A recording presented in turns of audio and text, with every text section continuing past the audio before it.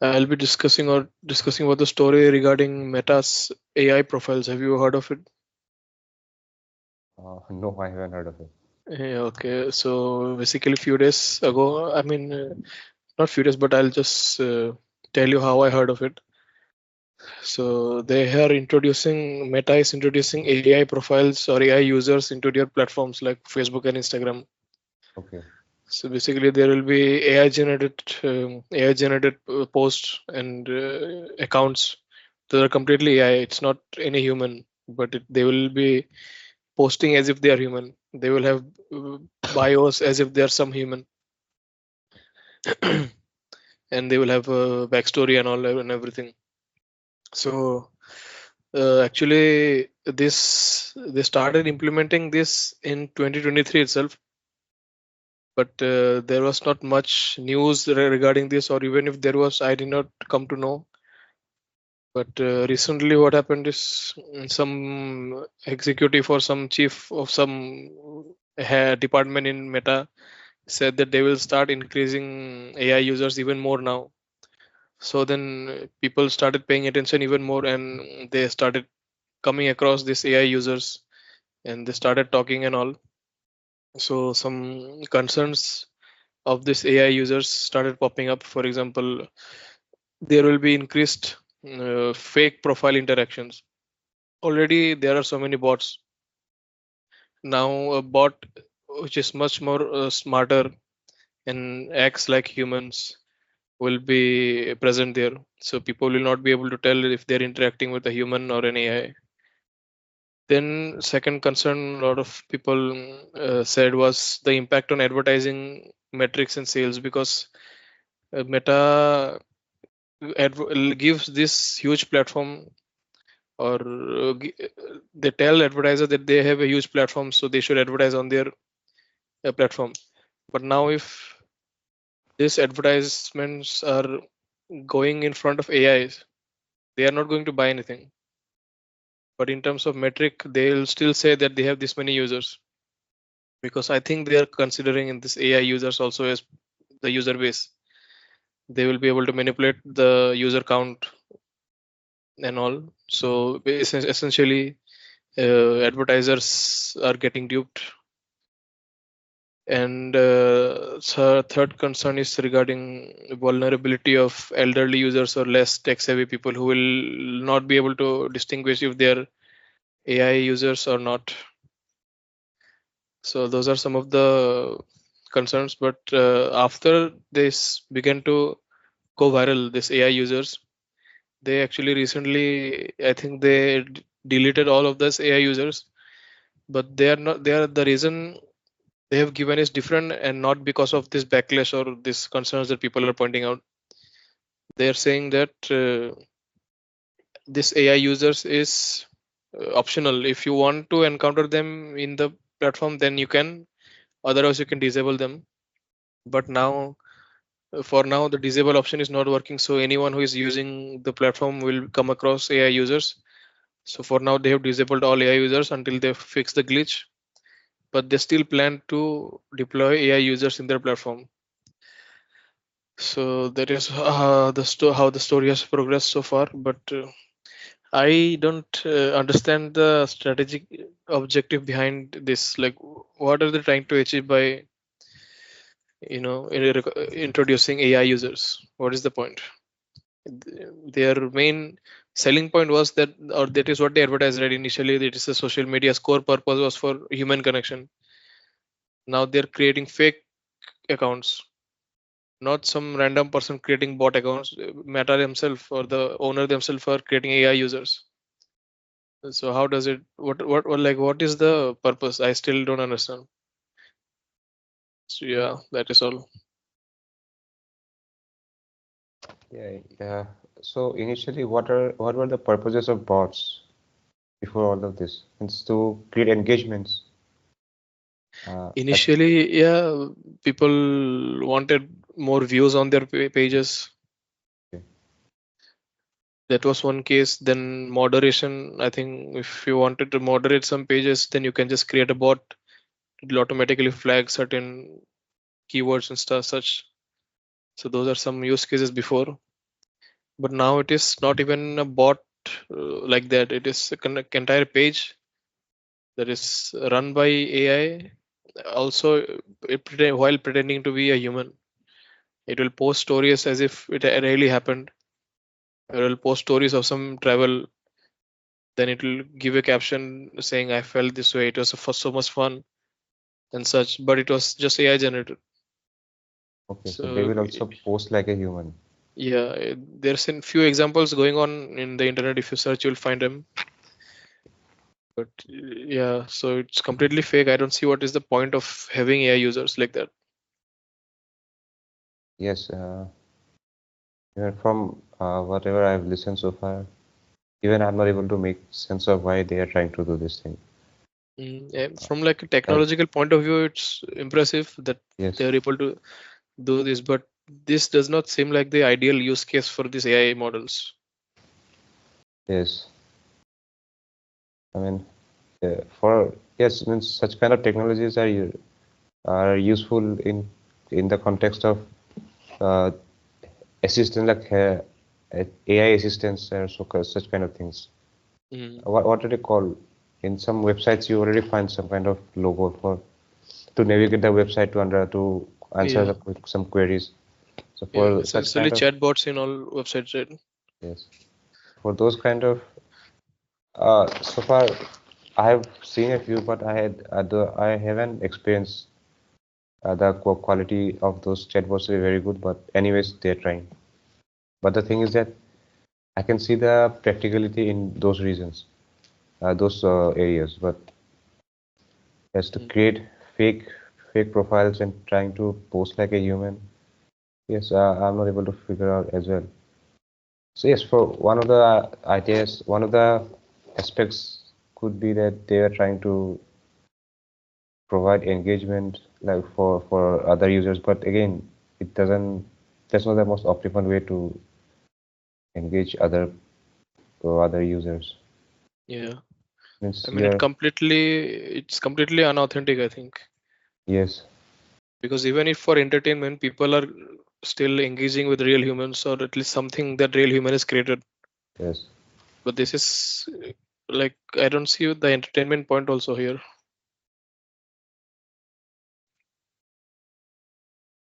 Let me see. Let me try to s- search something about what is the purpose behind. What it is called AI profiles. You can just search Meta AI profiles. I think it will come up.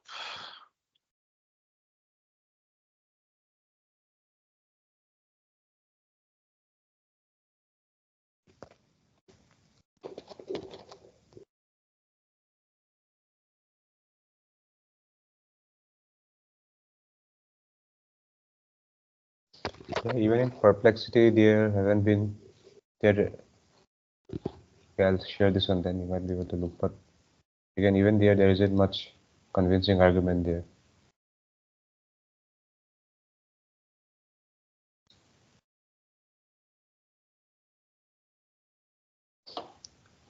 Yeah,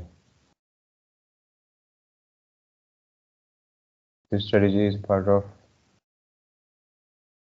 More entertaining and engaging. especially in competition drivers like TikTok and Snapchat. I still understand. I don't understand how this is going to be more I mean, entertaining. it should be entertaining and engaging based on people's input, right? Not from then AI will be creating all the art, the music, and everything, and AI will be consuming it. What is the point of having humans there? It's a Uh, platform to share things among humans, right? yes, that's the point. Yes.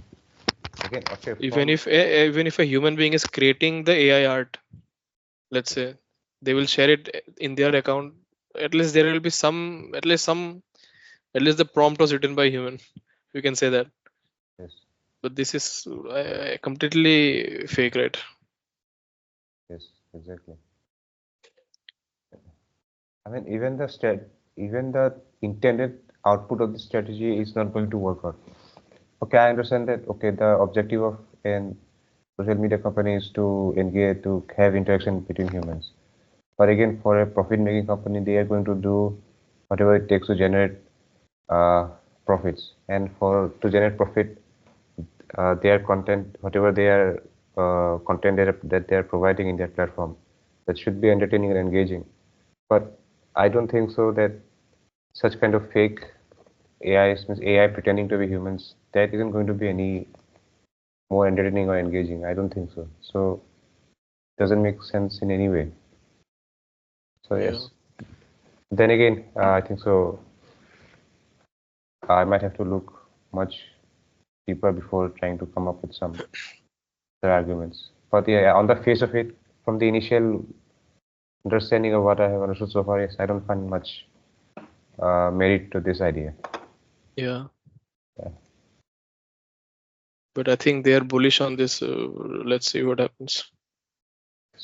Yes, we have to just wait and watch what happens. Okay, so anything more on this story, or can you move to the next? Yeah, we can move to the next one. Okay. So, so what I wanted to talk about is about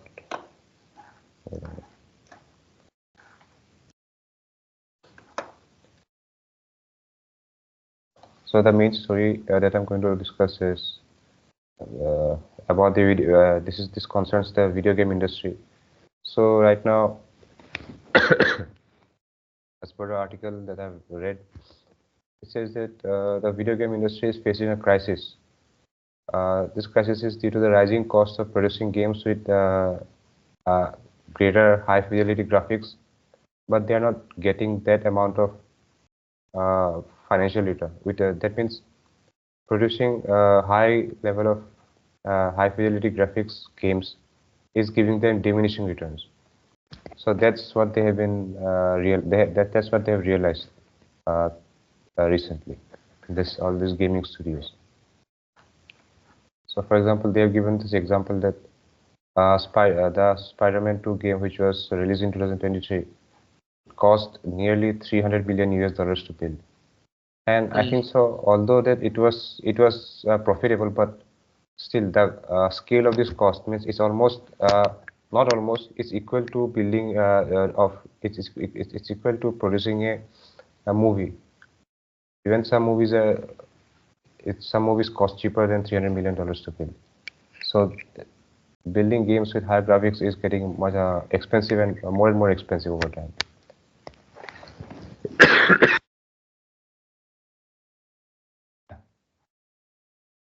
So what they have observed is that uh, what are the category of people or consumers that are actually focusing on those games with high graphics, with high fidelity visuals. So one of the analysts or one of the executives of a game studio, he said that mostly gamers who are in their 40s or 50s, they are the one who mostly prefer games with high graphics. So what they are saying is that people who started gaming in the late 80s, 90s, and late 2000s. So the time where games didn't have they didn't have high quality graphics. So at that time, most people they wished that what if we could play games with graphics that look almost like real life. So they had this wanting they had this fantasy or this wanting within them that they wanted those kind of games. And finally, now they are getting those kind of games. So those are the class of consumers or customers that they actually prefer. But what they're saying is that this new generation of people, the ones who are kids, like the 7 year olds, 10 year olds, or even the teenagers of these days. So what they prefer, they are saying is that they play games which are much they don't have better looking graphics. For example, they play games like Minecraft, Roblox. So those aren't games with hyper realistic graphics. Again, another analyst he said that for this younger generation of video gamers, playing is just an excuse to hang out with other people, and to hang out with their friends and other people on the internet. So they don't care much about uh, high quality graphics. So overall, they have provided some hypotheses or theories that why are people not preferring high high quality graphics games. So one hypothesis that they have said is that the players are getting tired of watching the same artistic style in major releases. I don't know what this means. It might mean that maybe the animations and everything in all the major games are similar. That's what I think so what they're trying to say. So I don't know how that is a problem, but whatever it is, there is one hypothesis there. The second is that yes, because creating games with high quality graphics is so much uh, so expensive. So these game studios aren't spending much of their money in developing other aspects of the games. So even though the games are very good looking, the other aspects of the games are very hollow. So which leaves the customers with a very hollow experience. So they don't find that level of engagement in the games. And the final one, the third one is that what they say is that the amount of cutscenes in those games have increased over the years. So again, which makes the games a bit passive. So that could be one of the reasons. So they have now proposed that there's another, so a new model of gamings are coming out, are becoming more and more popular, which they call it as live service model. So the games previously those are termed as traditional games. I mean those games still exist now, but traditional games are games which are self-contained in and of themselves. You buy the game, you play it, and that's over. So live service games are the games that are like multiplayer games or which requires where there's a regular supply of new content, new updates every now and then. So that's the difference between live service games and traditional games.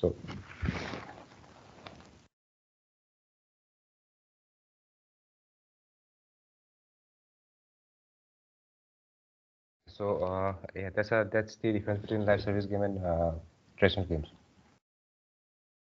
And the people, the younger generation, they prefer the live service model games more than traditional games. That's what they have been noticing this one. But from a strategic point of view, the video game studios, the developers, they are now facing a dilemma because live service model, this model is not foolproof in and of itself. There is risk associated with it as well. So they provide two examples here. One of them is this game that Warner Bros. Have released. I don't know which year they released, but the game is Suicide Squad, Kill the Justice League. So yes, this game they made a loss of $200 million. And similarly, Sony again play. What was the game? Concord. Yeah. Yes, Concord. Yes. Okay, so yeah, they had to close the whole studio behind this game because they were not able to compete with teams like with games like Overwatch and Apex Legends. So what they're trying to say here is that even though live service model is popular, but for traditional studios who that the studios who do not have this first mover advantage, so it's very hard to take market share. So one of the things they've said is that the market is mature right now. Is that the market is already saturated. The uh, players have already chosen their games. That okay, we play these games. So now you have to compete with the existing games. For example, Concord had to compete with they had to directly compete with Overwatch and Apex Legends for the same gamers. So it isn't that they are targeting a different set of gamers who have nothing in common with Apex Legends. So they were targeting the same gamers. So from the gamers' point of view, they had to, I think so they have to either choose this new game by Sony or they had to choose Apex Legends. But since they are already familiar with this game, so why would they prefer to switch to something else? So there's a risk associated with it as well. So there's the situation. So finally, what they say is that uh, yes. So they say so the analysts say that it's not completely over. That there is still room for high quality games. So what they say is that there is a as I mentioned previously that there are there's still a group of people there's the older generation of people who prefer video games with high quality graphics, and at the same time there are also younger people who actually prefer high quality graphics games. So yes, another so one of the analysts they have said that over time the gaming industry has created an expectation from the for the gamers that uh, that a certain level of graphics is by default should be expected. So since they have raised the bar, so it will be very difficult for them to lower it. So it isn't that uh, 10 years or 20 years from now, people will be the overall quality of the graphics will decrease since since it's increasing over time. So there's a very high chance that people will still continue to prefer high quality games, even though there are people that who prefer games which are more social in nature. They're more social in interaction over high quality graphics, but still people will prefer games with hyper realism. So there's still going to be a market. So that's one group of analysts they're optimistic about it. So now, this is the tight spot that video game industry are right now. So they have to make this decision that whether they should continue spending high amount of money in building games with high quality graphics, or should they develop games with this what was the model? The live service model, yes. So it's a strategic decision for the management of this game of this studios to take. So that's the scenario that we have right now. Yeah. Okay. Mm, so, which, where is this article from? From New York Times. New York Times. Okay. So I may have some points here. Let's see. So they are saying players do not prefer high quality graphics. I mean, maybe true, but I think that the big reason, I think the jump in graphics quality has kind of slowed down a lot since the last decade or so. I think since 2015 itself, we had good enough graphics in games. Right, till 2015 or so, we had GTA 5. So which is real almost it's good graphics. You cannot tell that graphics is not good enough. Yeah. We had Witcher 3 also around that time. So 2013. 2013 to 2015 around that time. Yeah. Okay. So Witcher 3 also was there, GTA 5 was there, Fallout 4 or some other games. So graphics quality is increasing, but in very small steps now. But the reason I think people are not the studios are facing losses is because their games are just not good. The graphics is fine. That is just one aspect of a game. It's an interactive medium, right? So people Yeah. playing it for 20, 30 hours must be engaged. Mhm. But if the only thing your game is providing is graphics, and if so everything is not engaging, you're not going to sell well. Mhm. So the biggest example this year is Ubisoft. So I think there are talks of Ubisoft of a sellout of Ubisoft. So there was a time when Ubisoft used to make very innovative and engaging games. Assassin's Creed, Watch Dogs, Tom Clancy's, all the series. So they were very innovative in their genre. Now they have become very complacent. They think, I don't know what they think, but their games have become formulaic. Every game looks a bit different, but it's the same thing. Plus, their open worlds are very boring and very long, and they sell. There's a lot of grind. You have to do side missions, a lot of side random missions to level up. Only then you can move forward in the main mission. Those kind of things. Which that is one. I'm only giving example of Ubisoft, but it applies to a lot of other studios as well. So and see, they are like every 2-3 years they're pushing out Assassin's kind of like this kind of games. Assassin's Creed comes out like 2-3 years, every 2-3 years. So in 2-3 years, how much innovation can you do in terms of game? Yeah. So it's the same game reskinned again and again. And people have finally, how should I say, they have realized that it's boring. There's no point buying it. They now suppose what is that game Far Cry? Far Cry is also becoming formulaic. The first three up to 3 to 4 was very innovative.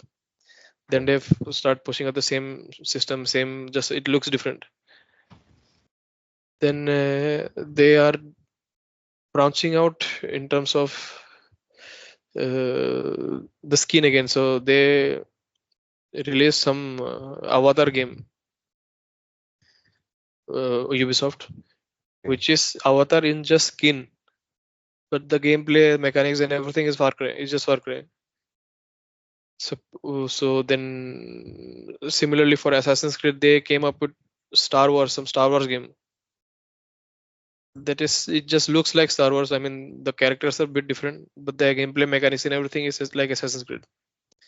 So people who played Assassin's Creed like 5-6 years ago are not going to get any new experience playing these games, apart from how they look. So that is one big reason people are not paying them. And second big reason is their very predatory ways of monetizing.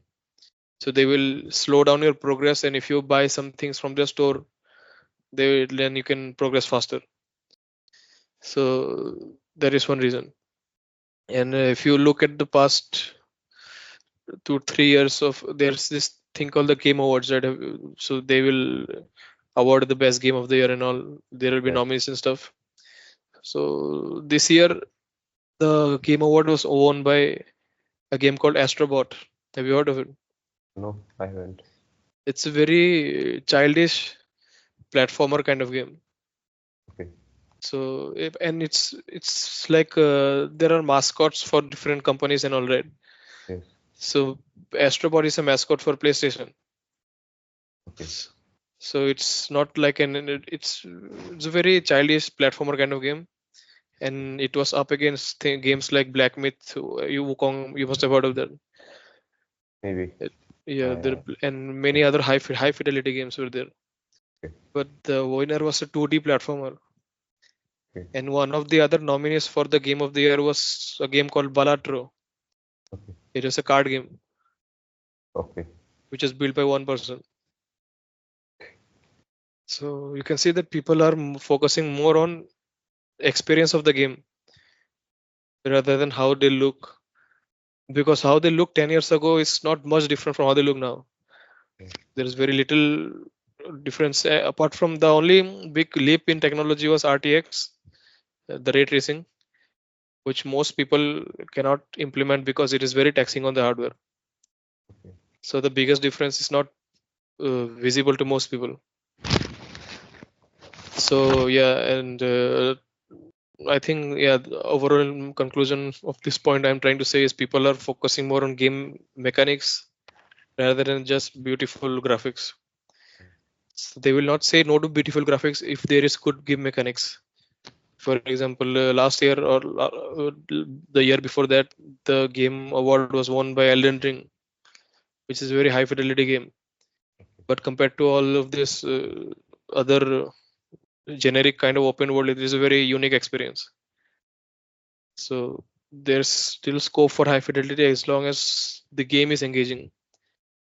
And also talking about live service, I think they saw that few live service games are making a lot of profit, and they just wanted to uh, cash in on it. Yes. So without really making their game engaging or understanding how live service works, they are just pushing out live service games. but there is inherently a limitation with live service. There is only a few of them can thrive at a time, because by nature of live service, this is a game that is played over a long period of time. So if one person, let's say he chose to play 2 3 live service games, most people will play one or two only. If someone is playing 2 3 live service game and he has been playing this game for 3 years, he has a lot of investment in the game. He has gained the skills. He has bought maybe guns or skins and whatever. So if some other studio is coming up with another game which is competing with the one he's playing, as long as it is completely it's far better than the one he's playing, he's not going to switch. So this year itself, like you said, Suicide Squad was an example. Concord. Then there was another one from Ubisoft itself, X Defiant, which also they had to close. So, but it really depends on how they can make the game, because recently, few days or weeks back, another one game came out. It's called Marvel Rivals. It is a game like Overwatch, but it is succeeding. So there are like 300,000, 400,000 players playing it now. So you cannot really tell, or you cannot just say that you stop making live service because it will fail, because it can succeed. But the formula, you cannot chase formula. You just hope to make a good game, and if people like it, they will play. Otherwise, it's going to fail. And yeah, that is also my conclusion, I think. But there is one speech that was given in this year's Game Awards by the last year's award winner. I'll share you the link. You can watch it. He basically, I don't remember everything, but his conclusion basically was focus on making good games and people will buy it. You will make money. So I think that is where the focus should be. Okay, even yes, even in that article, that is one of the point that you're trying to make regarding good graphics is something that you have mentioned that over the past 10 years, graphics has been good enough, and that's what they're saying that for an incremental improvement in graphics, they have to right now they have to spend way more amount of money for Yeah. just a small bit of improvement, but they are not getting that much of revenue back for that Mhm. little bit of improvement. So one example that they have mentioned here was in about Avatar itself, that they can the level of graphics is such that even a single stone or a single pebble near the river near a lake or a river, it reflects or it casts some shadow. Those are some very high level of finer details. Mhm. Again, most people may not will not be able to observe or care about those things. Yes, there will be some really who are into those things will maybe notice those things. But again, to make such smaller improvement in the quality of graphics, the amount of money required is way more, which they are not getting back through sales or revenue through their sales. So it's also more of a technology problem as well. Technology, Yeah. yes, because it's getting harder and harder because I don't know what that's not the, maybe lack of technological innovation is not the correct word, but yeah, it's getting harder and harder to create more and more higher looking graphics with uh, uh, taking into account the amount of money requires to that it requires to build those kind of quality of graphics. So yes, Yeah. I think so. Yes, overall you have mentioned all the other points. So I don't have much to say about Yeah. this Neither subject. do I think. So I think so we can end it for now. Okay. Yeah.